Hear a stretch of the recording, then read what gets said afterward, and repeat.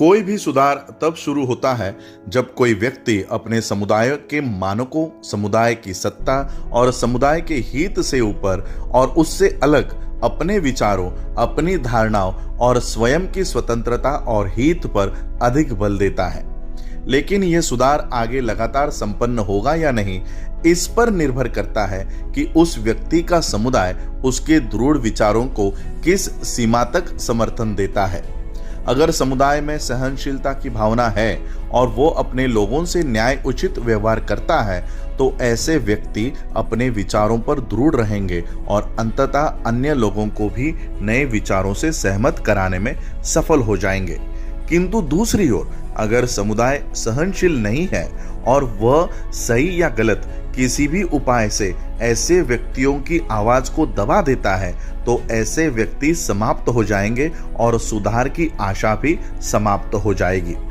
आजकल किसी भी जाति के पास किसी भी ऐसे व्यक्ति को जाति से बहिष्कृत करने का पूरा अधिकार रहता है जिसने उस जाति के नियम को तोड़ने का अपराध किया हो। अगर इस बात को समझ लिया जाए कि जाति से बहिष्कृत होने का अर्थ है उसे समाज के किसी भी कार्य में भाग न लेने देना, तो वस्तुतः यह कहना कठिन है कि जाति बहिष्कार अधिक कठोर दंड है या मृत्यु। इसलिए आश्चर्य नहीं है कि किसी हिंदू में यह साहस नहीं है कि वह जाति की सीमा को तोड़कर अपनी स्वतंत्रता की अभिव्यक्ति कर सके। यह सही है कि आदमी अपने सहयोगियों से पूर्णतः सहमत नहीं हो सकता, लेकिन यह भी सही है कि वह उनके बिना रह भी नहीं सकता। वो चाहता यह है कि उसके सभी साथी उसकी अपनी शर्तों पर उसके साथ रहे, लेकिन अगर वे लोग उसकी शर्तें नहीं मानते तो वह किसी भी शर्त पर उनका साथ लेने के लिए तैयार हो जाएगा, भले ही उसे इसके लिए पूर्णतः आत्मसमर्पण करना पड़े। कारण यह है कि कोई भी व्यक्ति समाज के बिना नहीं रह सकता। मनुष्य की असहायता का लाभ उसकी जाति हर समय उठाने के लिए तैयार रहती है और वो इस पर भी बल देती है कि सभी व्यक्ति उस जाति की संहिता का अक्षरशः और तत्वतः पूरा पालन करे। कोई भी जाति किसी भी सुधारवादी व्यक्ति के जीवन को नरक तुल्य बना देने के लिए षड्यंत्र करके बड़ी आसानी से अपने को संगठित कर सकती है। अगर षड्यंत्र अपराध है तो मेरी समझ में यह नहीं आता कि अगर कोई आदमी अपने जाति के नियमों के विरुद्ध कुछ करने का साहस करता है तो उसे जाति बहिष्कृत करने के जघन्य अपराध को कानून में दंडनीय अपराध क्यों नहीं बनाया जाता।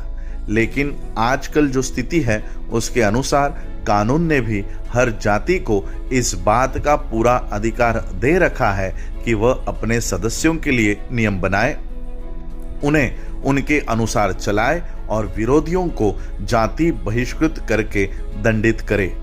इस प्रकार रूढ़िवादियों ने सुधारकों को उत्पीड़ित करने और सुधारों को समाप्त करने के लिए जाति को सशक्त माध्यम के रूप में अपनाया है। हिंदुओं की नीति और आचार पर जाति प्रथा का प्रभाव अत्यधिक शोचनीय है। जाति प्रथा ने जनचेतना को नष्ट कर दिया है। उसने सार्वजनिक धर्मार्थ की भावना को भी नष्ट कर दिया है। जाति प्रथा के कारण किसी भी विषय पर सार्वजनिक सहमति का होना असंभव हो गया है। हिंदुओं के लिए उनकी जाति ही जनता है। उनका उत्तरदायित्व अपनी जाति तक सीमित है। उनकी निष्ठा अपनी जाति तक ही सीमित है। गुणों का आधार भी जाति ही है और नैतिकता का आधार भी जाति ही है। सही व्यक्ति के प्रति अगर वो उनकी अपनी जाति का नहीं है, उनकी सहानुभूति नहीं होती। गुणों की कोई सराहना नहीं है, जरूरतमंद के लिए सहायता नहीं है, दुखियों की पुकार का कोई जवाब नहीं है। अगर सहायता दे तो वो केवल जाति मात्र तक सीमित है। सहानुभूति है लेकिन अन्य जातियों के लोगों के लिए नहीं। क्या हिंदू किसी भी महान और अच्छे व्यक्ति के नेतृत्व को स्वीकार कर सकते हैं और उसका अनुकरण कर सकते हैं? यदि कोई महात्मा हो तो उसकी बात अलग है, लेकिन सामान्य उत्तर यही है कि वह किसी नेता का अनुसरण तभी करेगा जब वो उसके जाति का हो। ब्राह्मण नेता को ही मानेगा कायस्थ कायस्थ नेता का ही अनुसरण करेगा, आदि आदि।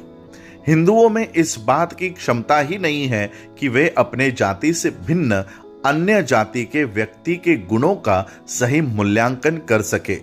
गुणों की सराहना तभी होती है जब वह व्यक्ति अपनी जाति का हो।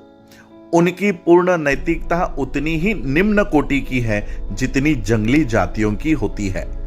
आदमी कैसा भी हो, सही या गलत, अच्छा या बुरा, बस अपनी जाति का होना चाहिए।